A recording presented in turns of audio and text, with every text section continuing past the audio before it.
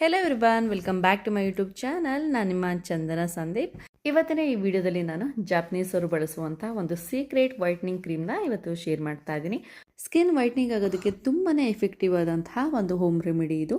And ಇದಕ್ಕೆ 100% natural ಇಂಗ್ರೀಡಿಯೆಂಟ್ಸ್ನೇ ಬಳಸಿರೋದ್ರಿಂದ ಏನೋ ಒಂದು ಸೈಡ್ ಎಫೆಕ್ಟ್ ಅನ್ನೋದು ನಮ್ಮ ಸ್ಕಿನ್ನಿಗೆ ಆಗೋದಿಲ್ಲ. ಸೊ ಇದನ್ನು ಹೇಗೆ ಮಾಡ್ಕೊಳೋದು ಅನ್ನೋದನ್ನ ತಿಳಿಸ್ಕೊಡ್ತೀನಿ. ಸೊ ಸ್ಟೆಪ್ ಬೈ ಸ್ಟೆಪ್ ತಿಳ್ಕೊಬೇಕಾದ್ರೆ ಈ ವಿಡಿಯೋನ ಕೊನೆ ತನಕ ನೋಡಿ. ಈ ಸೀಕ್ರೆಟ್ ವೈಟ್ನಿಂಗ್ ಕ್ರೀಮ್ಗೆ ನಾನು ರೈಸ್ ಯೂಸ್ ಮಾಡ್ತಿರೋದ್ರಿಂದ ಇಲ್ಲಿ ನಾನು ಸೋನಾ ಮಸೂರಿ ಅಕ್ಕಿನ ಬಳಸ್ತಾ ಇದ್ದೀನಿ. ನೀವು ಬೇಕಾದರೆ ಬಾಸುಮತಿ ಅಕ್ಕಿ ಆಗಿರ್ಬೋದು, ಇಲ್ಲ ಈ ಥರ ಅಕ್ಕಿಯನ್ನಾದರೂ ಬಳಸ್ಕೊಳ್ಬೋದು.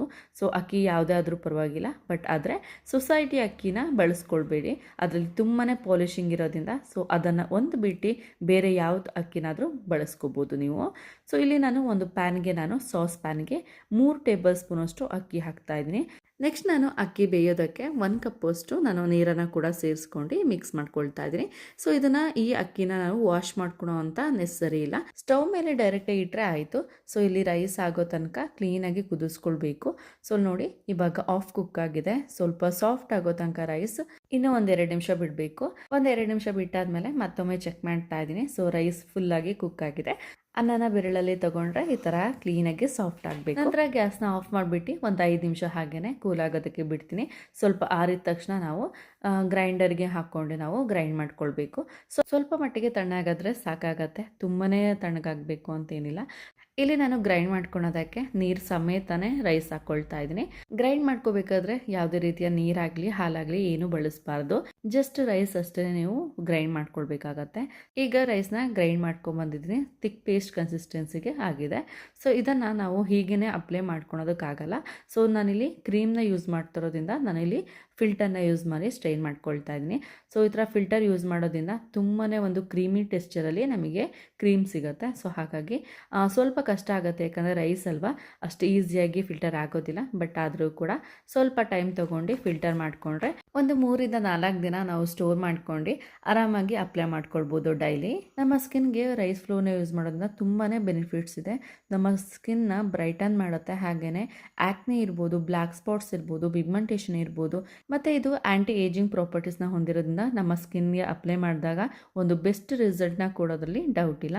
ಇವಾಗ ನಾನು ಫಿಲ್ಟರ್ ಮಾಡ್ಕೊಂಡಾಯಿತು. ಸೊ ಈ ರೈಸ್ ಮಿಕ್ಸಿಗೆ ನಾನು ಇಲ್ಲಿ ಕೊಕೊನಟ್ ಆಯಿಲ್ನ ಯೂಸ್ ಮಾಡಿದ್ದೀನಿ. ಸೊ ವರ್ಜಿನ್ ಕೊಕೊನಟ್ ಆಯಿಲ್ನ ಯೂಸ್ ಮಾಡಿದ್ದೀನಿ, ಹಾಗೆಯೇ ಆಲಿವ್ ಆಯಿಲ್ನ ಕೂಡ ಯೂಸ್ ಮಾಡ್ತಾ ಇದ್ದೀನಿ.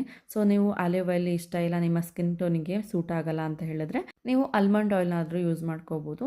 ಸೊ ಹಾಗೆಯೇ ನಾನು ಇದ್ರ ಜೊತೆಗೆ ನಾನು ಅಲೋವೆರಾ ಜೆಲ್ ಕೂಡ ಹಾಕ್ತಾ ಇದ್ದೀನಿ. ಸೊ ಅಲೋವೆರಾ ಜೆಲ್ ನೀವು ನಾರ್ಮಲ್ ಆಗಿ ಯಾವ್ದು ಯೂಸ್ ಮಾಡ್ತೀರಾ, ನಿಮ್ಮ ಸ್ಕಿನ್ ಟೈಪ್ಗೆ ಯಾವ ಬ್ರ್ಯಾಂಡ್ದು ಅಲೋವೆರಾ ಜೆಲ್ ಸೂಟ್ ಆಗುತ್ತೆ ಅದನ್ನು ಯೂಸ್ ಮಾಡ್ಕೊಳ್ಳಿ. ಸೊ ಇಷ್ಟನ್ನು ಹಾಕ್ಬಿಟ್ಟು ನಾನು ಕ್ಲೀನಾಗಿ ಮಿಕ್ಸ್ ಮಾಡ್ಕೊಳ್ತಾ ಇದ್ದೀನಿ ಮತ್ತೊಮ್ಮೆ. ಸೊ ಆಲಿವ್ ಆಯಿಲ್ ಮತ್ತು ನಾನು coconut oil and aloe vera gel ಹಾಕಿರೋದ್ರಿಂದ ತುಂಬಾ ಒಂದು ಕ್ರೀಮಿ ಆ್ಯಂಡ್ ಶೈನಿಂಗ್ ಎಫೆಕ್ಟಲ್ಲಿ ಇದೆ. ಸೊ ಹಾಗೆಯೇ ಇದಕ್ಕೆ ನಾನು ಒಂದು 3 ಟೇಬಲ್ ಸ್ಪೂನಷ್ಟು ಹಾಲನ್ನ ಹಾಕ್ತಾ ಇದ್ದೀನಿ. ಸೊ ಹಾಲು ಯಾವಾಗಲೂ ಕೂಡ ನಾವು ರಾ ಮಿಲ್ಕ್ನ ತೊಗೊಳ್ಬೇಕು. ಸೊ ಒನ್ಸ್ ಬಾಯ್ಲ್ ಆಗಿದ್ದ ಮಿಲ್ಕ್ನ ಅವಾಯ್ಡ್ ಮಾಡಿ. ಸೊ ರಾ ಮಿಲ್ಕ್ನ ಅಂದರೆ ಬಾಯ್ಲ್ ಆಗದಿರೋ ಅಂಥ ಮಿಲ್ಕ್ನ ನಾವು ಇಲ್ಲಿ 3 ಟೇಬಲ್ ಸ್ಪೂನಷ್ಟು ನಾನು ಆ್ಯಡ್ ಮಾಡಿದ್ದೀನಿ. ಸೊ 3 ಟೇಬಲ್ ಸ್ಪೂನಷ್ಟು ಆ್ಯಡ್ ಮಾಡಿ ಕ್ಲೀನಾಗಿ ಮಿಕ್ಸ್ ಮಾಡಿಕೊಂಡ್ರೆ ನೋಡಿ ಇಷ್ಟು ಕ್ರೀಮಿ ಟೆಕ್ಸ್ಚರಲ್ಲಿ ಒಂದು ಕ್ರೀಮ್ ರೆಡಿ ಆಗುತ್ತೆ. ಇದು ತುಂಬಾ ಒಂದು ಎಫೆಕ್ಟಿವ್ ಆದಂತಹ ಒಂದು ಹೋಮ್ ರೆಮಿಡಿ ಅಂತ ಹೇಳ್ಬೋದು ನಮ್ಮ ಸ್ಕಿನ್ ವೈಟ್ನಿಂಗಿಗೆ. ಸೊ ನೀವೇ ನೋಡ್ಬೋದು, ಒಂದು ವಾಶಲ್ಲೇ ತುಂಬಾ ನಿಮಗೆ ಚೇಂಜಸ್ನ ಕಾಣುತ್ತೆ. ಸೊ ಆ್ಯಕ್ಚುಲಿ ನಾನು ಕೂಡ ತುಂಬಾ ಶಾಕ್ ಆದೆ, ಯಾಕಂದರೆ ನಾನು ಇದೇ ಫಸ್ಟ್ ಟೈಮ್ ಇದನ್ನು ನಾನು ಯೂಸ್ ಮಾಡ್ತಾ ಇದ್ದು.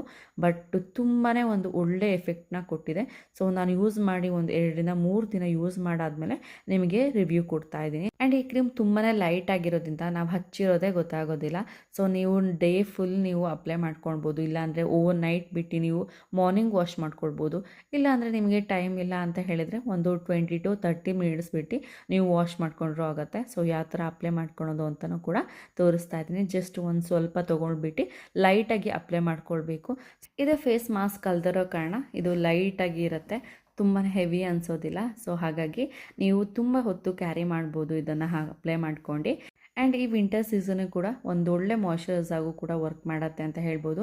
ಇದಕ್ಕೆ ನಾವು ಎಸೆನ್ಷಿಯಲ್ ಆಯಿಲ್ ಕೂಡ ಯೂಸ್ ಮಾಡೋದ್ರಿಂದ 2 ರೀತಿಯಾದಂತಹ ಒಂದು ಆಯಿಲ್ ಯೂಸ್ ಮಾಡಿದ್ದೀವಿ. ಆ್ಯಂಡ್ ಅಲೋವೆರಾ ಜೆಲ್ ಯೂಸ್ ಮಾಡೋದ್ರಿಂದ ತುಂಬಾ ಒಂದು ಸ್ಕಿನ್ಗೆ ನರಿಶಿಂಗ್ ಕೊಡುತ್ತೆ ಅಂತ ಹೇಳ್ಬೋದು.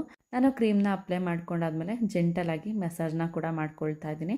ಈ ಥರ ಫೇಸ್ಗೆ ನಾವು ಮಸಾಜ್ನ ಮಾಡ್ಕೊಳೋದ್ರಿಂದ ಡೆಡ್ ಸೆಲ್ಸ್ ಎಲ್ಲ ರಿಮೂವ್ ಆಗಿ ನಮ್ಮ ಸ್ಕಿನ್ ಟೋನ್ ಇಂಪ್ರೂವ್ ಆಗೋದಕ್ಕೆ ಇದು ಹೆಲ್ಪ್ ಮಾಡುತ್ತೆ. ಈ ವೈಟ್ನಿಂಗ್ ಕ್ರೀಮ್ ಜಾಪನೀಸ್ ಅವ್ರದ್ದು ಒಂದು ಸೀಕ್ರೆಟ್ ಕ್ರೀಮ್ ಅಂತ ಹೇಳ್ಬೋದು. ಆ್ಯಂಡ್ ತುಂಬಾ ವೈರಲ್ ಆದಂತಹ ಒಂದು ಕ್ರೀಮ್, ತುಂಬಾ ಜಾಸ್ತಿ ಯೂಸ್ ಮಾಡ್ತಾರೆ. ನಿಮಗೆಲ್ಲ ಗೊತ್ತಿರೋ ಹಾಗೆ ಜಾಪನೀಸ್ ಅವರು ಹೋಮ್ ರೆಮಿಡಿನ ತುಂಬಾ ಟ್ರೈ ಮಾಡ್ತಾ ಇರ್ತಾರೆ. ಸೊ ಯಾವುದೇ ರೀತಿಯ ಔಟ್ಸೈಡ್ ಸಿಗುವಂತಹ ಪ್ರಾಡಕ್ಟ್ನ ಯೂಸ್ ಮಾಡೋದು ತುಂಬಾ ಕಡಿಮೆ ಅವರು. ಸೊ ಹಾಗಾಗಿ ಈ ಒಂದು ರೆಮಿಡಿ ಆ್ಯಂಡ್ ತುಂಬಾ ಒಂದು ಹೆಲ್ಪ್ಫುಲ್ ಆಗುತ್ತೆ ಅಂತ ಹೇಳ್ಬೋದು.